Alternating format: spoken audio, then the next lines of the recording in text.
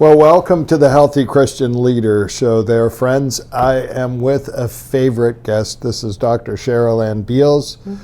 She is a joy to have on this program.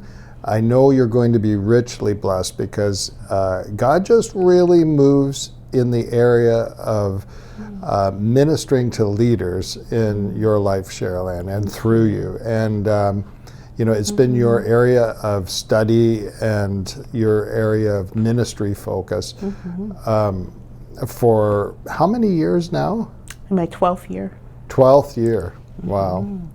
And you lead the SOZO Centre for Soul Care. And also work with the Atlantic Baptist denomination, leading their basically clergy health, which is all exciting. And you're also a favorite here at the Healthy Christian Leader. Thank you. So I'm looking forward to today's conversation. And we're going to be talking about an interesting topic because our topic today is leading while being human.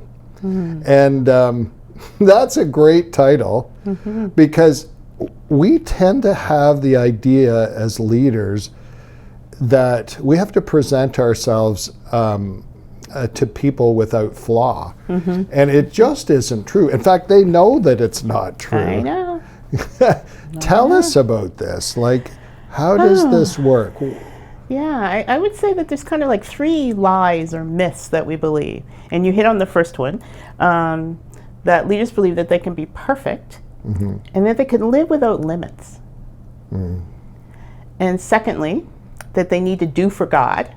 Oh, right? Yeah. They have to take care of God in a sense. And then the third one is that everything depends on them. And all three of those things are not true. Well, I'm very interested in each one of those points. And where do we get the idea that we can actually live without limits? I think you're absolutely right. It's almost like we get something in our mind as leaders and we are moving to that goal because we're very goal-oriented people. Yep. And everything becomes blind around us. Very task-oriented. Part of it is because we haven't made peace with the fact that we're human. There's still something in us that says we should be more than human, right? We should be just like God. No limits, right? All powerful, can do whatever we want. Everything is a success. Never make mistakes. Somehow that facade. That is something that is inside of us. We want to get to that place. And of course, we're never going to get to that place. Perfection doesn't come until we see Jesus face to face. And so on this side, we are imperfect human beings. We are humans who need God. And the fact is that if we are perfect and if we are without limits, that means we don't need God. And we were created on purpose. We were designed to need God. So sometimes we're often working against our design, the way God designed us. And it gets in the way of us understanding the intimacy that God calls us to. It gets in the way of us understanding that relationship is more important than task. That being is more important than doing. And that it's not that doing isn't important, but doing flows from our being, not the other way around. So it really messes things up when we have that perspective. And often we're not even aware we have that perspective. It's kind of that unconscious thing that we work from. And the other thing it does is it gives the world the view that God is this horrible taskmaster. Because we always have to be striving. We always have to be trying to be perfect. We always have to be trying to pretend that we don't have any limits or we don't make mistakes or we're something other than what we are. And so it really gets in the way of our spiritual formation, our relationship with God, our relationship with ourselves, and our relationships with others. And their journey. And right. And their journey. Yeah, it creates problems. And secondly, so part of that sense of that we have to do for God, when really God invites us to be with him, right? To be in relationship with him. And then to partner with him, and if we do with God, not for God. Yeah, tell me more about that. Like, I think that is one of a key battle for us as Christian leaders is getting into the doing versus the being. And maybe, that idea that you just shared of working for God, then basically aligning ourselves with God's purposes and plans and where God's flowing and moving. Tell us more about that. Well, where it becomes a problem is, often God does give us a vision of something or shows us something. And for too many leaders, it means, oh, got it, God, gone. But most often when God shows us something, it's kind of like, it's time then to sit at his feet and learn and let him prepare us for what he's calling us to and let him show us his vision. I always say doing God's will, God's way, God's timing, God's resources, right? God's people for God's results. Well, it's interesting. One of the things that I've found is that God often speaks very loud at the beginning of the journey and the calling out of leaders. And he'll speak big. And I think in part that's because he's, anchoring us for the cost and getting our attention of the journey and getting our attention. Yeah, for sure. And I think sometimes we can misinterpret God. At that season in time when he's speaking large. Yeah, because he's sharing with us, but it doesn't mean he's telling us to go do it. It's just God is sharing something with us, and then we have to wait to see what is it he wants to teach us, or what is it he wants to show us. And we often run off before he's worked in us so that he can work through us. Yes, and I think, that large vision or that sense of God speaking to us, we can sometimes skew that from the idea of, well, if God has spoken to me, well, then I must be special. I must have a special mission. I must be special. When the amazing thing is that God talks to each one of us and values each one of us. It's amazing how messed up we can sometimes get. And the other part of that is that we don't realize that often if God has something for us to do, he usually has to work in us and prepare us first. So we are the instrument he needs. And so we tend to be so focused externally on what needs to be done, we forget what God has to do in us first before we are capable of doing what he's calling us to. Well, what were a few more of those points you had mentioned? And the other thing is that sense that everything depends on us. We're not God. The world doesn't depend on us. Things don't depend on us. They depend on us depending on God, but they don't depend on us. And so things depend on my relationship with God and my intimacy with God and my communication with God and all of that, but it doesn't ever just depend on me. I'm not the creator. I'm the created. Well, and in fact, if it depended on us in our humanity and our limitations, it wouldn't be very significant. We'd be in trouble. I mean, if God speaks and God's going to do something, it's usually larger than us. It's exactly more than we can do ourselves. Exactly. So those three myths really get in the way, really do. So as leaders, we're growing, we're vulnerable human beings like everyone else. Should a leader share their vulnerabilities? Like, the Bible talks about not casting your pearls before swine. Like, how do you apply a scripture like that? And if we should share our vulnerabilities, who would we share those with?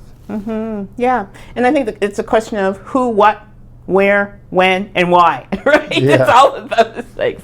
So, who, There's certain things that you only share with God. There's certain things that you only share with peers. And then there's other things that you can share with a broader group of people, right? So it's determining what things God wants you to share with who. Again, some things are appropriate in a private conversation, some things are appropriate in a public situation. It's also a matter of when. If something is fresh and you haven't processed it, you shouldn't be sharing it in public. Boy, that's such a good point. Like, right? Really, that almost gives us a bit of clarity about how and when to share something. Yeah. That, if it's something that is fresh, we probably need to digest that. It needs to be processed. Yeah. And it often has to be processed with God or with people that God puts in our lives. And then the question is, why am I sharing? Am I sharing because this is going to help someone else, or am I sharing because I need attention, I need someone to listen to me? In some contexts, that's okay. If you're talking to a spiritual director, you're talking to a therapist, you're talking to a friend, right? That's one thing. But if you are the leader in ministry, then the reason to share is because it's going to help someone else and because God is leading you to share. So that discernment on why do I want to share? And so that takes some self-awareness to know, because sometimes it's like, no, that's not appropriate right now. And then later we have to think about, okay, why did I want to share that? That wasn't appropriate for that situation. So God, what's going on in me? So that discerning of why do I want to share? Is it appropriate to share? Who am I sharing with? And then what? Often people share too many details. Even if God is calling you to share something, you don't have to share all the details. You just need to give a general sense of something, and so that the other person can grasp a bit. But we tend to share too many details. And that can get us in trouble. There's been times when I've had to stop people from sharing too much because later on they were going to feel too vulnerable. And that's sometimes what can happen, even in a church, is that we'll have somebody like get up and share, or somebody shares too much and then they feel shame or they feel unsafe and then they disappear. I'm sure. Yeah. Sometimes that's what happens even in a congregation. Someone talks to a pastor, they can't come back to the church after that because they feel shame that they've shared something with the pastor. It can even happen that way. So sometimes we have to protect people, and I have to say, you share what you sense God calling you to share. Don't share because you feel you have to share, but share when you sense God is leading you to share, and only share what He is leading you to share. And there's obviously value in sharing. There's value in taking that risk, because I think I think of that book, Leading with a Limp. Dan Allender. Yes, it's really giving people permission to struggle and try, and to move forward. It creates a safe place for people to grow in. So, for example, when I have a group of pastors on retreat, I challenge them to be more open to share, because we're often asking other people to share and take risks. And we need to learn how to share and take risks, particularly when we're with our peers, with our equals, when we're not in a position of power, but we're all have equal power. Those are the places we need to learn how to share and how to be ourselves. And most often that's where we're fearful.